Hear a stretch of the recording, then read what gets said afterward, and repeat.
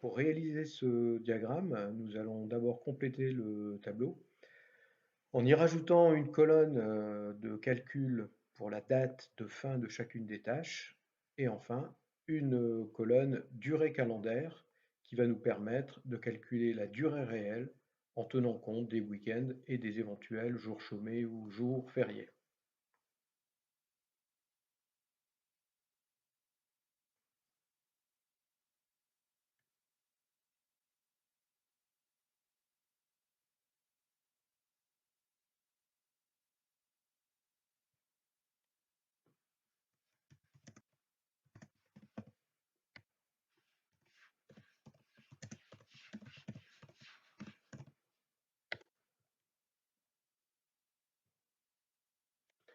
Pour calculer la date de fin réelle en tenant compte des week-ends et des jours chômés, nous allons utiliser une fonction Excel dédiée à cet usage qui est série.jour.ouvrez. La syntaxe est rappelée dans l'infobulle, donc la date de début, la durée ici, le nombre de jours donc.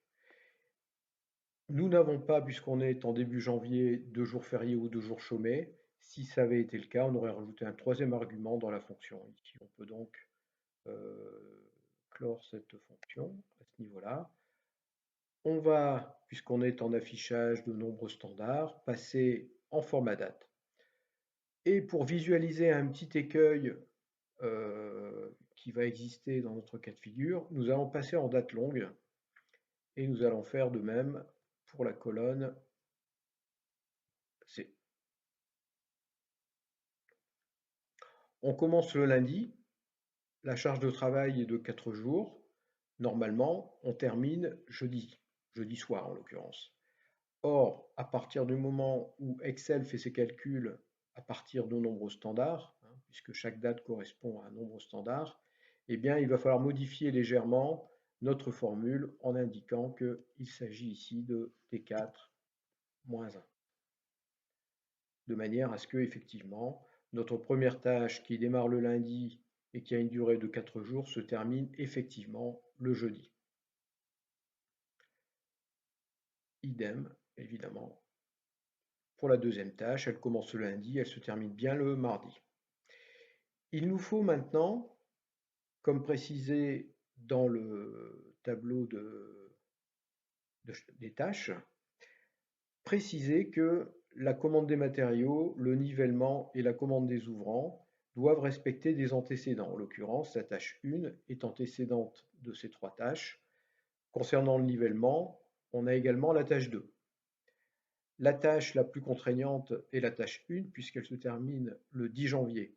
On ne pourra donc démarrer le nivellement que à partir du vendredi 11.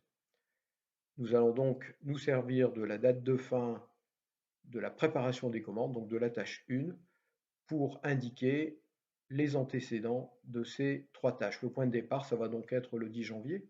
On va donc écrire une formule qui va tenir compte du démarrage au 10 janvier. On va réutiliser la même fonction, série.jour.ouvrez, pour tenir compte encore une fois des week-ends. On va prendre la date de fin, en l'occurrence de la tâche 1, qui est l'antécédente des trois.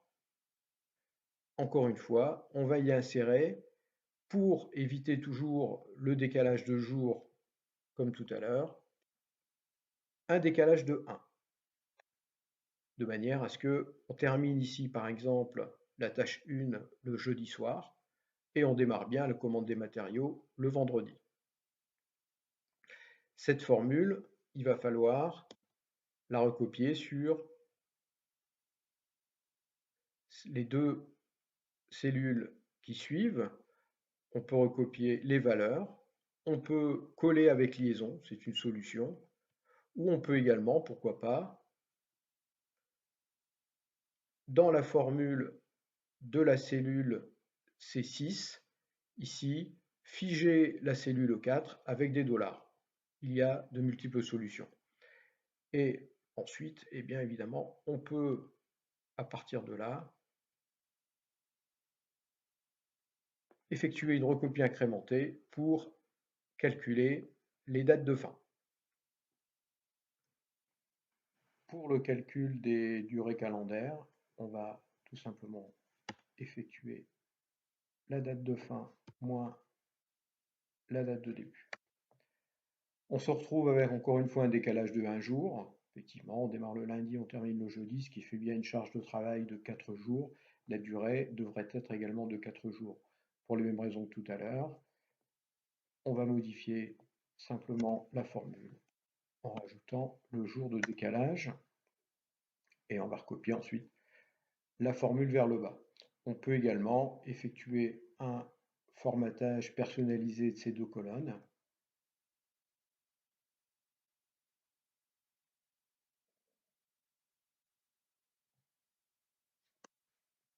Là, on met ce qu'on veut, jour, J, bref, on personnalise comme on le désire.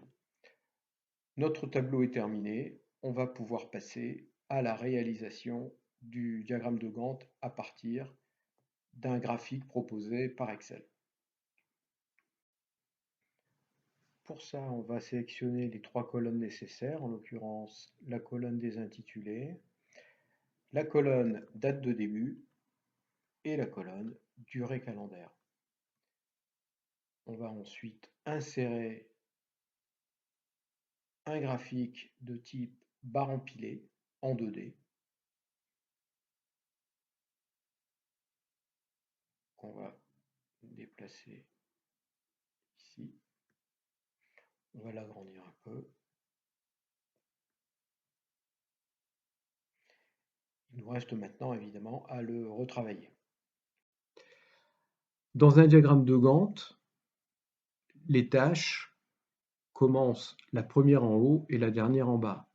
Donc exactement à l'inverse de ce qui est proposé ici, puisque c'est la livraison qui est en haut, alors qu'on devrait avoir préparation des commandes. On va donc inverser cet axe. Je le sélectionne, clic droit, mise en forme de l'axe. Un panneau latéral format de l'axe apparaît, et ici, j'ai une coche abscisse en ordre inverse que je peux sélectionner. On voit tout de suite le résultat, préparation des commandes, qui est la première tâche, passe en haut.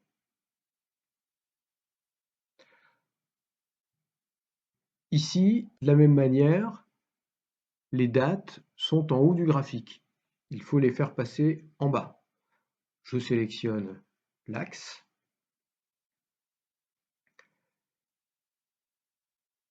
Et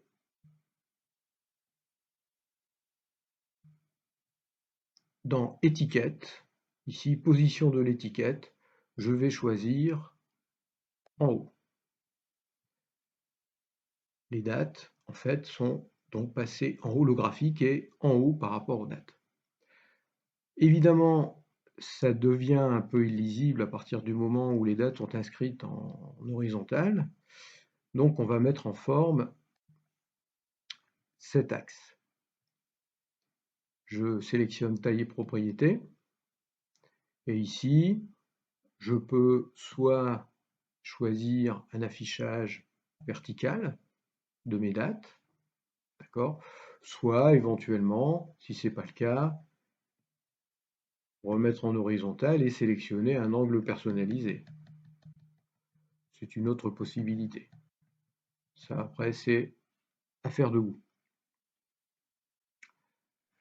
Alors, à ce stade, on peut déjà supprimer la série bleue qui correspond aux intitulés, puisqu'elle ne nous sert pas dans le planning. Je la sélectionne en sélectionnant n'importe laquelle des barres. Et dans mise en forme de la série de données, je vais sélectionner aucun remplissage.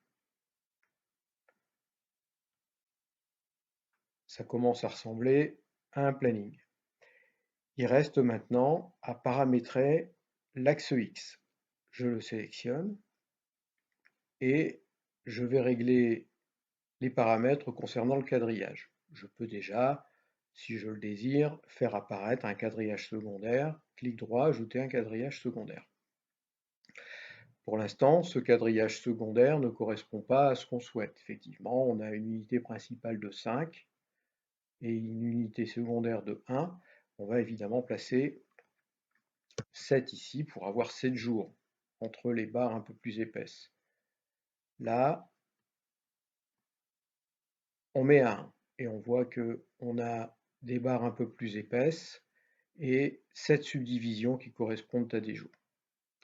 Ensuite, il faut décaler le diagramme pour que la première tâche commence à 0, c'est en fait sur x égale 0. Pour ça, on va devoir décaler ce minimum qui est ici. Pour le décaler, il faut connaître la valeur à insérer dans la case. Pour ça, on va passer la date de début du projet en standard. Et on voit que en standard, la valeur à placer, c'est 43 472. Je reviens sur mon axe ici, voilà, et je viens modifier la valeur de début.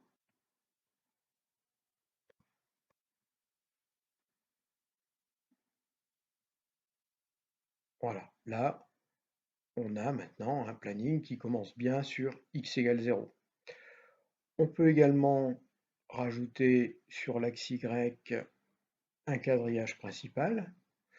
Le quadrillage secondaire est inutile, sur cet axe en tout cas. Ensuite, c'est de la cosmétique. On peut insérer des étiquettes de données. Clic droit sur une des barres, ajouter des étiquettes de données qui viennent se placer à l'intérieur et ça correspond évidemment aux durées. On peut supprimer ici la date de début et modifier le titre du graphique.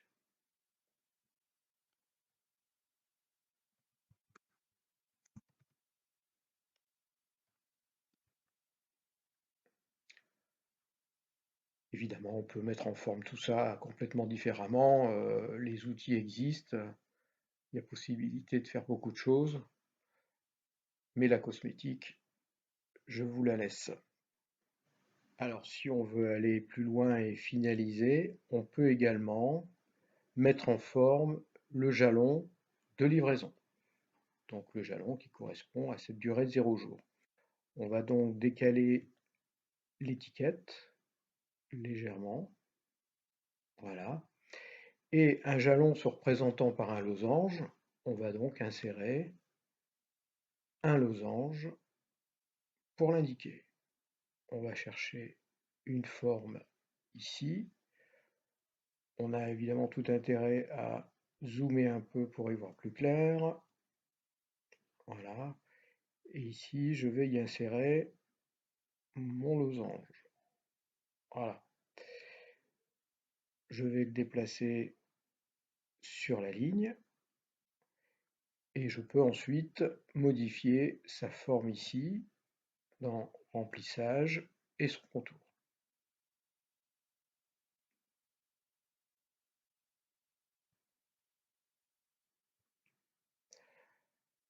Voilà, c'est terminé. On a un planning qui est relativement abouti. À bientôt!